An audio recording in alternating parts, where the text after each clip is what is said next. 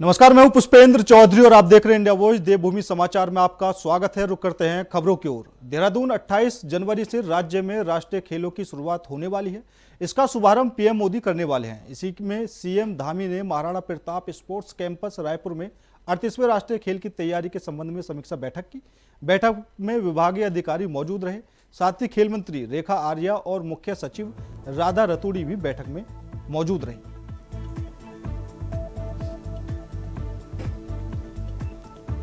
तो खेलों की तैयारियों को लेकर सीएम धामी ने समीक्षा बैठक की है और बैठक में खेल मंत्री रेखा आर्या भी शामिल हुई हैं। और अब की बार खेलों की मेजबानी उत्तराखंड में होनी है और खेलों को लेकर सरकार पूरी तरीके से तैयार है।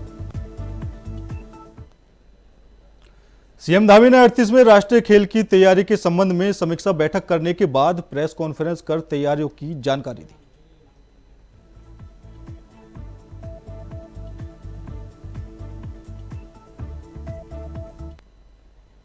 ये आयोजन भी हमारा बहुत शानदार हो और एक ऐसा उदाहरण बने जिसके इस आयोजन के बाद लोग कहें कि उत्तराखंड में एक शानदार आयोजन हुआ था। और हमको जो मेजबानी मिली है इसके लिए जो भी आधारभूत सुविधाएं बनानी है उनको जुटा लिया गया है और जो काम बाकी पूरे होने वो जल्दी हम पूरे कर लेंगे। 50 दिनों का समय हमारे पास है और जैसे ही हमको जो है एक तिथि हमारी सुनिश्चित है। वैसे तो 28 तारीख से हमको पहले ही पत्र पीटी उषा जी ने दे दिया था। मैं चूँकि स्वयं उनके पास गया था और एक ही दिन में मैं उनका धन्यवाद इसलिए करता हूँ कि बहुत सहृदयी होकर उन्होंने उसी दिन मुझे लेटर दे दिया। और हम राष्ट्रीय खेलों के दौरान एक नया अभिनव प्रयोग भी यहाँ पर कर रहे हैं। नया अभिनव प्रयोग है कि इस नेशनल गेम्स को हम ग्रीन गेम्स के रूप में कि एक ग्रीन गेम्स के रूप में ये हमारा संदेश पूरे देश के और दुनिया के अंदर जाए। और इसके पीछे है कि ऊर्जा की बचत करना, प्लास्टिक मुक्त वातावरण बनाना, मेडल इत्यादि और खिलाड़ियों के परिवहन के लिए जो हमको ई बस है, ई वेस्ट से बने पदक है, एक प्रभावी अवशिष्ट प्रबंधन प्रणाली की हम योजना बना रहे हैं। अवसंरचना विकास का कार्य भी हमारा प्रगति पर है। उत्तराखंड राज्य राष्ट्रीय खेलों की मेजबानी के लिए पूरी तरह से तैयार है। खेल मंत्री के साथ पुष्कर सिंह धामी भी अब निरंतर राष्ट्रीय खेलों की तैयारी का अपडेट ले रहे हैं। मुख्यमंत्री पुष्कर सिंह धामी ने जनता से अपील की है कि वह G20 की तरह ही राष्ट्रीय खेलों को भी सफल बनाने में सरकार का सहयोग करें।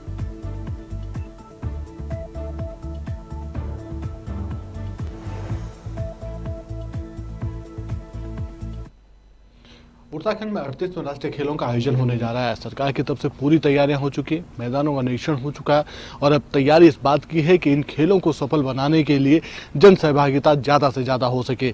जिस तरीके से राज्य में G20 का समिट कार्यक्रम संपन्न हुआ था, 3 बैठकें G20 की यहाँ पर संपन्न हुई थी और सभी लोगों ने उसमें अपनी सहभागिता निभाई थी ताकि वो बैठकें संपन्न हो सके और उत्तराखंड की एक नई पहचान बन सके। उसी तर्ज पर राष्ट्रीय खेलों को भी नई पहचान देने के लिए, उत्तराखंड राज्य को आगे बढ़ाने के लिए लोगों की जन सहभागिता होना जरूरी है। मुख्यमंत्री पुष्कर सिंह धामी ने यह आह्वान किया है क्योंकि जनवरी 2025 से राष्ट्रीय खेलों का आयोजन देहरादून, हरिद्वार, पिथौरागढ़, नैनीताल, पौड़ी, चमोली, टिहरी इन सभी जगहों पर होने जा रहा है। ऐसे में ज़्यादा से ज़्यादा लोगों की सहभागिता इन खेलों के प्रति बढ़ सके, उत्तराखंड की जो खेल प्रतिभा है वो आगे आ सके, उनको एक मंच प्रदान हो सके और खेलों के क्षेत्र में भी उत्तराखंड राज्य का नया नाम हो सके। उसके लिए जरूरी है कि सभी लोग इन सब चीज़ों को देखने का काम करें और अपनी सहभागिता सुनिश्चित करें। कैमरामैन हसन के साथ अभय केंतुरा, इंडिया वॉइस, देहरादून। उत्तराखंड शिक्षा विभाग ने एक नई पहल जारी की है, जहां हाई स्कूल और इंटरमीडिएट के टॉपर छात्र छात्राओं को भारत दर्शन शैक्षिक भ्रमण के लिए सीएम धामी ने रवाना किया है। यह कार्यक्रम शिक्षा निदेशालय में आयोजित किया गया। कार्यक्रम में शिक्षा मंत्री धन सिंह रावत सहित तमाम अधिकारी मौजूद रहे।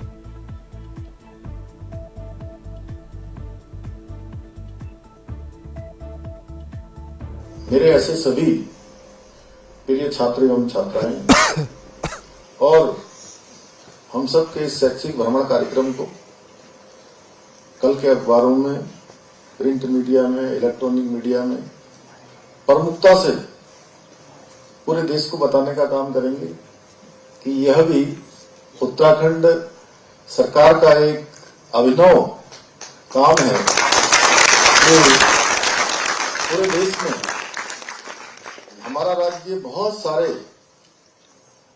ऐसे निर्णय ले रहा है, ऐसे काम कर रहा है जिसके कारण से हमारे राज्य की बेस्ट प्रैक्टिसेस अन्य राज्यों के लिए भी एक उदाहरण बन रही है। आदरणीय प्रधानमंत्री जी ने अभी 9 नवंबर को हमारे राज्य स्थापना दिवस पर हम सबका उस दिवस पर उन्होंने प्रोत्साहन किया था और उसमें उन्होंने बहुत सारे हमारे द्वारा जो निर्णय लिए गए उनका उल्लेख किया। विकास के महायज्ञ की संज्ञा उत्तराखंड में राज्य को दी, उसको प्रमुखता से कल और अभी से, क्योंकि आजकल डिजिटल मीडिया भी है, इलेक्ट्रॉनिक मीडिया भी है और जो हमारे अखबार चलते हैं उनके डिजिटल अखबार भी चलते हैं, अभी से उसको प्रमुखता देने वाले हमारे मीडिया के हमारे मित्र, विशेषकर से वहां चंद्रशेखर बुढ़ाकोटी जी, सुनील जी और सभी मीडिया के मेरे मित्र, मैं इस अवसर आप सभी का बहुत ही स्वागत करता हूं, आप सबका अभिनंदन करता हूं। और आज का दिन वास्तव में जहां हम लोगों के लिए ऐतिहासिक है कि हम शैक्षिक भ्रमण कार्यक्रम का शुभारंभ कर रहे हैं, वहीं मैं अभी रमन जी से पूछ रहा था कि हमारा पहला दल है, इसलिए मेरे सभी प्रिय छात्र एवं छात्राएं, आप सब भी ऐतिहासिक होने वाले हैं।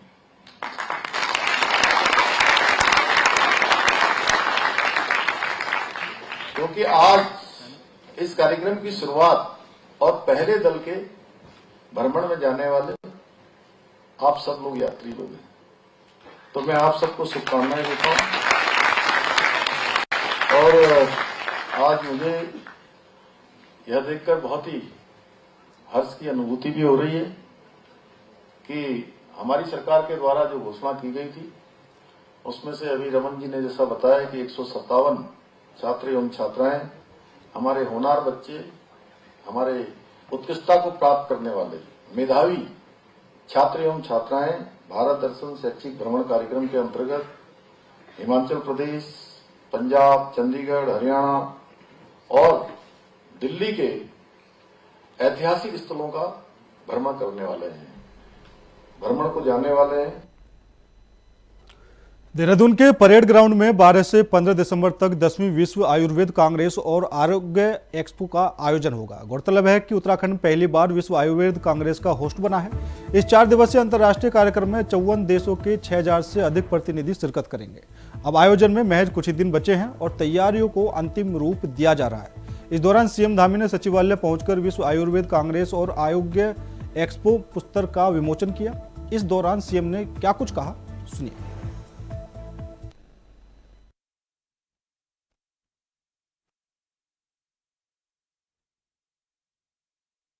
अंतर्राष्ट्रीय प्रतिनिधि प्रतिभाग कर रहे हैं और लगभग 6500 प्रतिनिधियों और 2 लाख आगंतुकों के साथ यह आयोजन हमारा ज्ञान और सहयोग का एक अद्वितीय मंच बनेगा। और इसमें उत्तराखंड का जो ये पैविलियन है, इसमें प्रदेश के 8 से अधिक विभागों के स्टॉल्स लगेंगे जो हमारे प्रदेश की प्रगति में भी अपना योगदान देंगे। आयुर्वेद, होम्योपैथी, स्वास्थ्य, कौशल विकास, पर्यटन, उद्योग, उद्यान, ग्राम्य विकास। निश्चित रूप से इन स्टॉलों से जहां हमको आयुर्वेद और वेलनेस पर्यटन के क्षेत्र में प्रमुख केंद्र के रूप में हमको बढ़ावा देगा और हम सरकार की तरफ से भी लगातार हेल्थ और वेलनेस को बढ़ाने के लिए लगातार काम कर रहे हैं।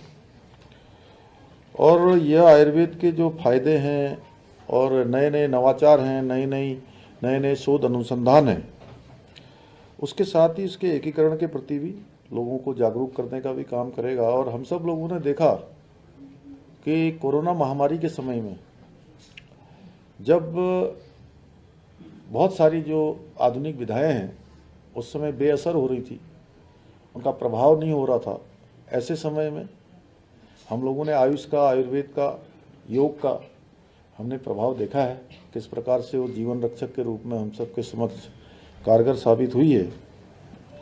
उत्तराखंड की ये भूमि प्राचीन काल से ही आयुर्वेद की जो प्रज्ञा भूमि है, इसकी भूमि रही है और इस भूमि पर आयुर्वेद औषधियों की खोज और शोध का कार्य लगातार होता रहा है। और हम सबके लिए ये बहुत ही खुशी की बात है, हर्ष का विषय है कि यहाँ पर 10वीं विश्व आयुर्वेद कांग्रेस एवं इसका आयोजन हमारी धरती पर हो रहा है। और निश्चित रूप से ये आयुर्वेद का होने वाला ये कार्यक्रम ये केवल भारत में बल्कि संपूर्ण विश्व में आयुर्वेद के द्वारा स्वास्थ्य के क्षेत्र में अलग जगाने में, नए अनुसंधान लाने में और जो ये मंथन होगा, चिंतन होगा, बात होगी, उससे एक अमृत निकलेगा और वो आयुर्वेद की अलग पूरे विश्व के अंदर जगाने का काम करेगा। फिलहाल रुकते हैं छोटे से ब्रेक के लिए। ब्रेक के बाद खबरों का सिलसिला लगातार जारी है। ब्रेक के बाद एक बार फिर आप सभी का स्वागत है। रुक करते हैं अगली खबर का। चार धाम यात्रा करने वाले श्रद्धालुओं के लिए अच्छी खबर है। अब आप सिर्फ 6 महीने ही नहीं बल्कि 12 महीने यानी पूरे साल भर चार धाम यात्रा कर सकते हैं। ग्रीष्मकालीन के बाद अब शीतकालीन यात्रा भी आप कर पाएंगे। इसकी शुरुआत धामी सरकार ने कर दी है, मगर विपक्ष को सरकार की इस कवायद पर क्यों ऐतराज है? श्रद्धालुओं के लिए अच्छी खबर, अब पूरे साल भर होगी चार धाम यात्रा। शीतकालीन यात्रा की हुई शुरुआत।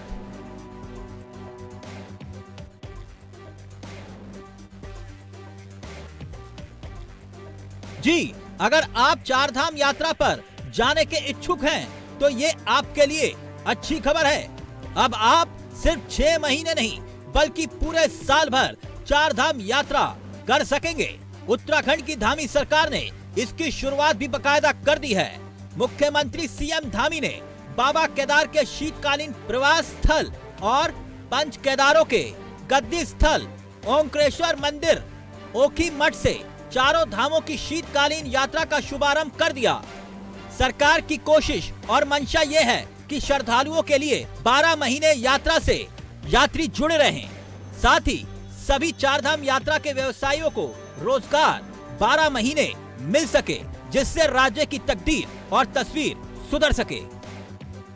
शीतकालीन यात्रा हमारे लिए बहुत बड़ा गेम चेंजर साबित होगी। हमारे राज्य के अंदर बहुत सारे ऐसे स्थान हैं जहां पर शीतकाल में भी सुनहरी धूप आती है, अच्छा पर्यावरण होता है, हर दृष्टि से, स्वास्थ्य की दृष्टि से भी अच्छा है, भ्रमण की दृष्टि से भी अच्छा है और योग और अध्यात्म की दृष्टि से भी अच्छा है। जैसा हमारा ओंकारेश्वर का स्थान जो ओखी मठ क्षेत्र में स्थित है, जहां भगवान केदार 6 मास के लिए प्रवास पर रहते हैं, शीतकालीन वो गद्दी है, उस स्थान पर भी लोग अपना भ्रमण कर सकते हैं। हमारे अनेक पंच केदार है, पंचबद्री है, सारे धाम हैं। सभी स्थानों पर हम उन सुविधाओं को भी बढ़ा रहे हैं, उसके लिए व्यापक रूप से हम तैयारियां भी कर रहे हैं और लोगों को हम आमंत्रित भी कर रहे हैं। धामी सरकार 12 महीने के लिए यात्रा को शुरू करने की बात कर रही है और चारधाम यात्रा के इस कोशिश कवायद को लेकर खुश है, मगर मुख्य विपक्षी दल कांग्रेस इस कोशिश पर सवाल खड़े कर रही है, ये कहते हुए कि ये कवायद महज सुर्खियां बटोरने के लिए की गई एक कोशिश है। सरकार पूरी व्यवस्था पहले सुधारे और फिर इस तरह के कदम उठाए।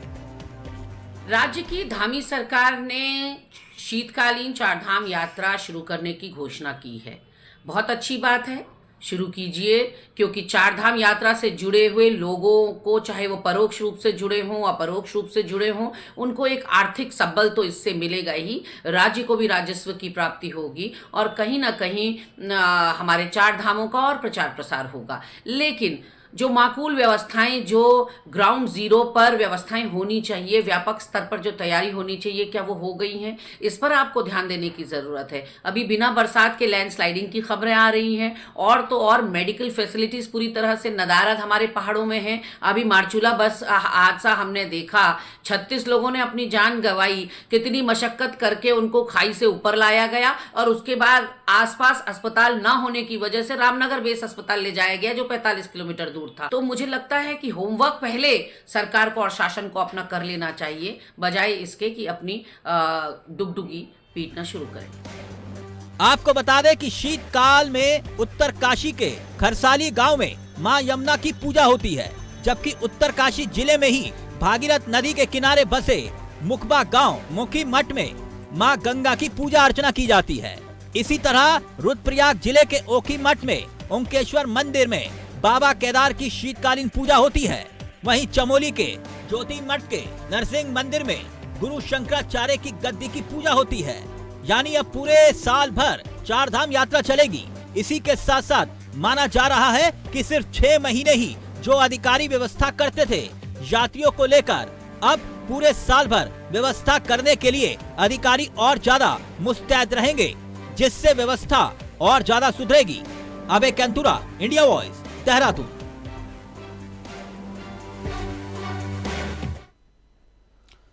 देहरादून एयरपोर्ट को एक बार फिर बम से उड़ाने की धमकी मिली है। एहतियात के तौर पर सुरक्षा एजेंसियों ने टर्मिनल को खाली करा दिया है। वहीं देहरादून एयरपोर्ट पर आने वाले पैसेंजरों और कार चालकों भी एयरपोर्ट टोल बैरियर के पास ही रोक दिया गया है। करीब 1 घंटे तक देहरादून एयरपोर्ट पर सभी सेवाएं बाधित रही।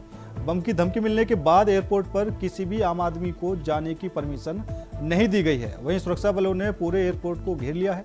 एयरपोर्ट टर्मिनल के अंदर जितने भी एयरपोर्ट कर्मी, एयरलाइंस कर्मचारी और पैसेंजर थे, उन सभी को भी बाहर कर दिया गया।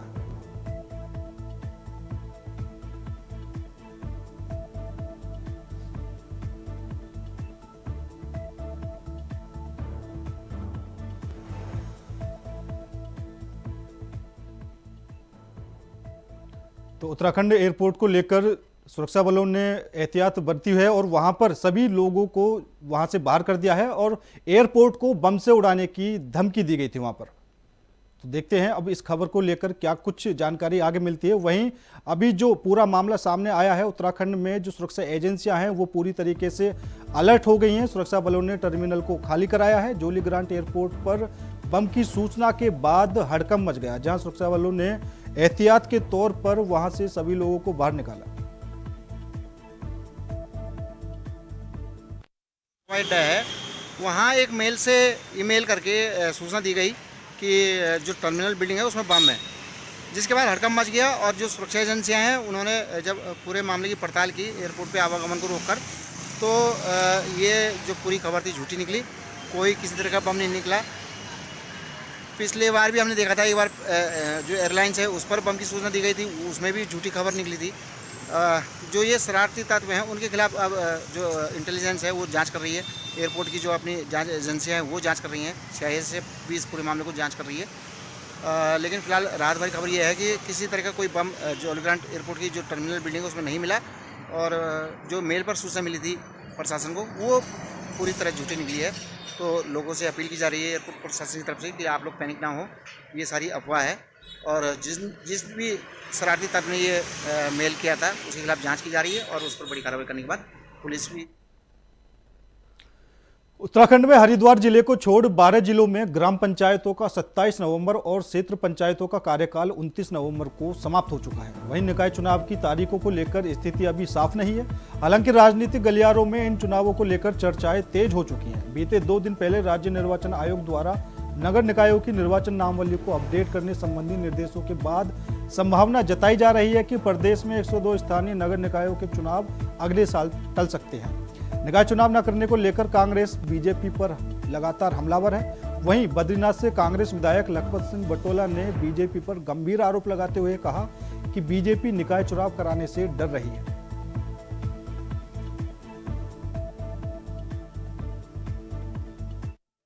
उत्तराखंड में निकाय चुनाव को लेकर जो सरगर्मियां हैं वो तेज होती हुई दिख रही है। हालांकि अभी तक स्थिति स्पष्ट नहीं हो पाई है कि आखिर ये चुनाव कब होंगे और किस तारीख में होंगे, लेकिन माना जा रहा है कि दिसंबर के आखिरी सप्ताह में या फिर जनवरी में कहीं ना कहीं उत्तराखंड के अंदर निकाय चुनाव हो सकते हैं। और निकाय चुनाव के साथ साथ पंचायत चुनाव भी कहीं ना कहीं एक साथ हो सकते हैं। लेकिन इसको लेकर अभी से ही जो पार्टियां हैं वो अपनी तैयारी भी कर चुकी हैं। तमाम पार्टियां कहीं ना कहीं चुनावी सरगर्मियां पार्टियों के अंदर तेज हो चुकी है, क्योंकि दावेदारों की जो चक्कर हैं वो कार्यालयों के कटने शुरू हो चुके हैं। चाहे बीजेपी कार्यालय की बात करें या कांग्रेस कार्यालय की बात करें, तमाम जो ऐसे दावेदार हैं वो लगातार चक्कर काटते हुए नजर आ रहे हैं। और वही तैयारी की यदि बात करें तो तमाम जो पार्टियां हैं वो तैयारी में जुटी हुई हैं। चाहे बीजेपी की बात करें या कांग्रेस की बात करें या अन्य पार्टियों की बात करें, तमाम पार्टियां कहीं ना कहीं निकाय चुनाव को लेकर लगातार जो फील्ड वर्क है वो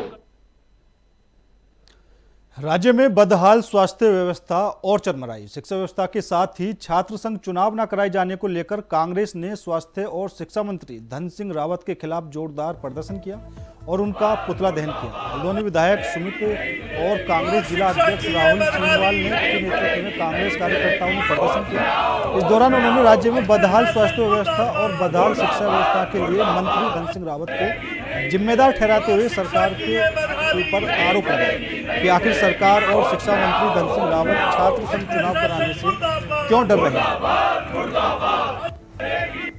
बदहाली जो स्वास्थ्य सेवाओं की है, शैक्षिक प्रणाली की जो बदहाली है, कि जो बुरा हाल हमारे स्कूलों का है और छात्र संगठन की जो चुनाव नहीं हो पाए, इन सारे विषयों पर आज यहाँ पे हमने पुतला दहन कराया राज्य की सरकार का। और उच्च शिक्षा मंत्री जी से, शिक्षा और स्वास्थ्य मंत्री जी से हमें पूछना चाहते हैं, क्यों छात्र संगठन चुनाव से आप बच रहे हैं? क्यों स्वास्थ्य सेवाएं इतनी लचर और बदहाल हैं कि लगातार लोगों की मौतें होती जा रही हैं? लगातार यहाँ पे जहाँ उपकरण है वहाँ डॉक्टर नहीं है और जहाँ डॉक्टर है वहाँ उपकरण नहीं है। डॉक्टरों की कमी से पूरा पहाड़ इस समय रो रहा है, लेकिन कोई इनके कानों में जू नहीं रही है। आज इन्हें जगाने का हम काम करें। फिलहाल मेरे साथ इस बुलेटिन में इतना ही। बाकी देश और दुनिया की तमाम खबरों के लिए देखते रहिए इंडिया वॉइस।